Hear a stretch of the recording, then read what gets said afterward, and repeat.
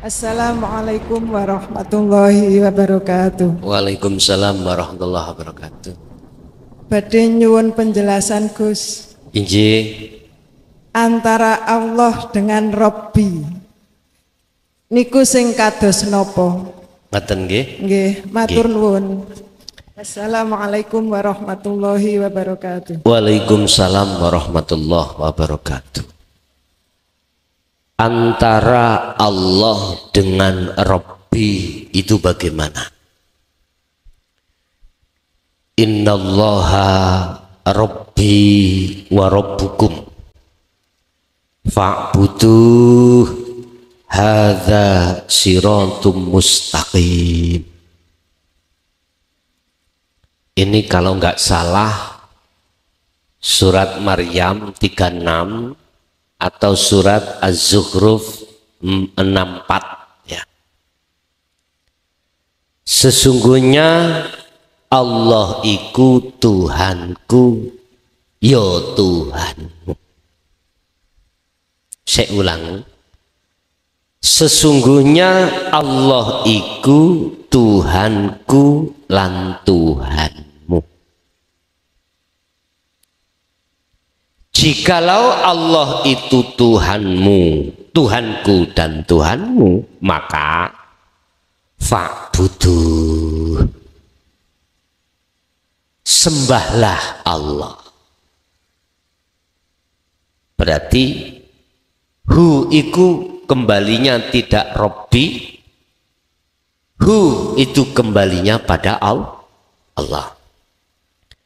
Hadza utawi iki nyembahe mung dateng Allah, fa'budu. Hadza utawi fa'budu iku siratun, sirat jalan, mustaqimun kang jejet. Wes. Tadi dikatakan sesungguhnya Allah iku Tuhanku dan Tuhanmu. Yang ditanyakan antara Allah dengan Rabbi. Innallaha Rabbi wa Rabbukum. Kalau kita sudah mengatakan Allah, niki sudah intern. Artinya intern lebih khusus daripada Rabbi. Rabbi ini secara umum. Ada yang mengatakan Rabbi iku Allah. Empun kisru dhisik iman bayan. Ada Rabbi iku mengatakan Sang Yang Widi, Sang Yang Sekerta, Sang Yang Dumadi, wis macem-macem. Bahasa umat Islam, Rabbi yang dimaksud adalah Allah. Secara syariat. Tapi secara hakikat yang dimaksud Allah itu yang lebih ke dalam lagi adalah alladzi, hidup. Secara makrifat di dalam hidup yang bukan sifat itu siapa? Itu jawabannya tadi adalah syahadat tunggal tadi. Laisa kamislihi syai'un. Kalau pertanyaan secara syariah tadi, antara Allah dengan Rabbi, itu jawabannya kalau Allah itu secara intern lebih ke dalam, kalau Rabbi itu secara umum. Umum berarti untuk siapapun. Untuk siapapun. Rabbi wa Rabbukum untuk siapapun. Boleh orang selain agama Islam. Tapi kalau sudah masuk di substansinya Rabbi itu Allah, berarti hanya umat Islam. Nama. Tapi jangan berhenti di sini, masuk ke dalam lagi. Masalahnya tadi nurun ala nurin. Ning jero kulit iku ana isi. Kui pingin iso ketemu isi, ya kulitono. Jenengan pingin mangan kacang, isine ya dikuliti dhisik. Kita kuliti dulu, kita pingin makan mangga. Kuliti dulu. Sampeyan tahu mongki, monyet. Tahu? Kula setiap ke Banyuwangi iku, Pak, ya. Nek ning rumah ingat itu saya bawa kacang atau bawa pisang. Banyuwangi wong Sorjo kan ngeliwati alas apa itu, Pak, namanya? Ya, di situ kathah monyet. Tak deleng, misalkan saya kasih kacang, dia lo nguliti yang dimakan isinya.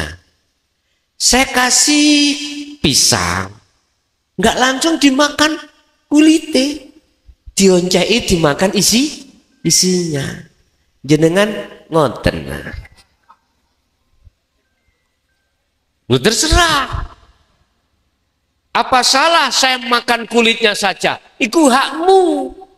Aku nggak pernah menyalahkan. La ikraha fiddin qad tabayyana rusdu minal ghayy. Ajaran untuk memakan isi itu tidak ada paksaan, Pak. Karena itu hak masing-masing. Qad tabayyana rusdu minal ghayy. Sungguh ajaran yang membebaskan ruhaniyahmu dari belenggunya nafsu itu ajaran yang tidak dipaksakan. Makanya saya belajar untuk tidak menyalahkan orang yang tidak menerima ajaran dinul haq. Ngaten lho, Pak. Itu terserah jenengan. Sampeyan makan sak isine sak kulite urusan jenengan. Kalau ditanya, lah jenengan Gus makan apa nih misalnya? Lah nyapo tak duduh-duduh ke? Tak pangan sak isine kate lapo. Mungkin iku yo kena gawe penyembuhan lor apa jenenge sakit jantung. Lah siapa tahu. Nah. Pokoknya aja dipangan sak lemai. Ngono lho, Pak, ya. Wis.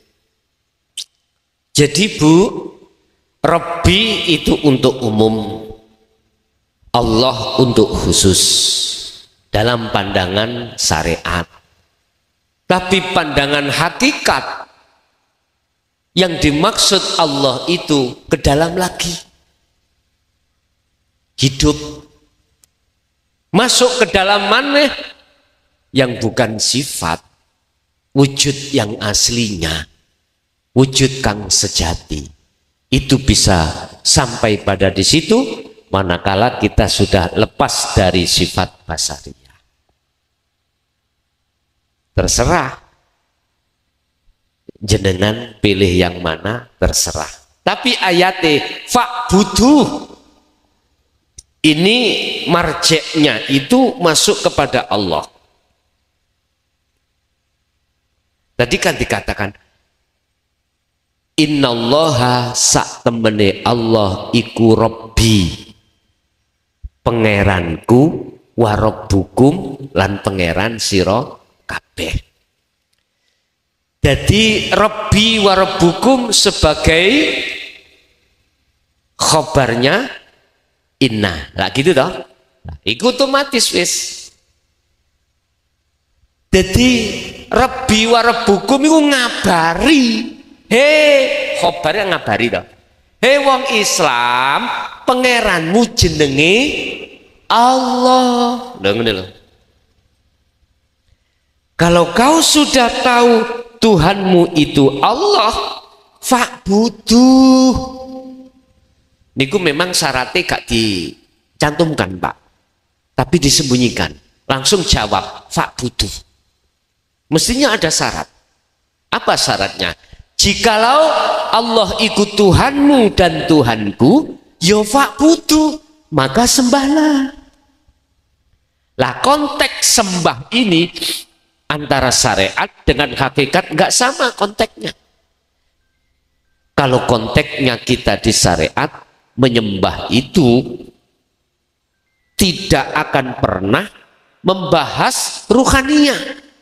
Yang penting kita sholat, yang penting kita patuh hukum syariat. Tapi konteksnya kalau kita sudah masuk di dalam Allahnya, wah luar biasa ini Pak. Muraqabah terus ke musyahadah, hidup terus masuk di dalam hidup. Makanya Pak butuh dikatakan hadza utawi ruhaniyahmu makrifat pada Allah iku sirat. Hundi siroti, jalannya di mana? Di sholat boleh, di zakat boleh, di haji boleh, di ketika makan boleh, apapun yang Anda lakukan. Manakala ruhaniyah makrifat pada Allah, maka itulah yang disebut siratum mustaqim. Dan inilah yang dijadikan saudara-saudara saya ketika saat dulu mengenal ilmu sejati. Aktivitas apapun ya, Anda jadikan sebagai sirat, jalan yang jejak, artinya ruhaniyah tidak menggak-menggok terhadap selain Allah. Ditanya, apa agamanya Rasulullah Muhammad sebelum beliau itu, mohon maaf, mengikrarkan Islam? Atau gini, cara Rasulullah menyembah Allah sebelum datangnya Isra Mi'raj salat 5 waktu bagaimana? Nanti suatu saat kalau zamannya sudah datang akan kami sampaikan.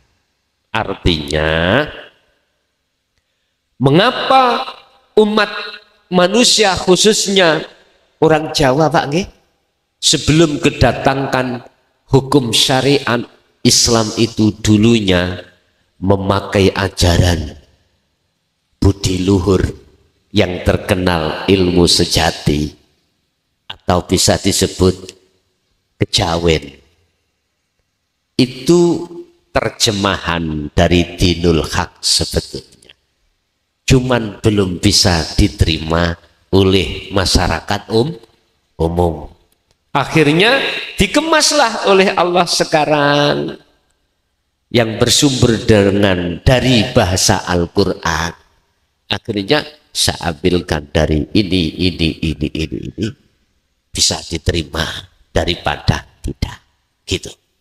Jadi Bu, Allah dengan Robbi itu sebetulnya ada kaitannya, cuman prosesnya kalau Robbi itu Tuhan, pangeran, itu secara umum. Allah itu adalah secara khusus bagi umat Islam. Tapi kalau sampai sudah masuk di dalam hidup, udah gak fanatik dengan ucapan Allah. Nama itu banyak. Saya namanya Mukhlason.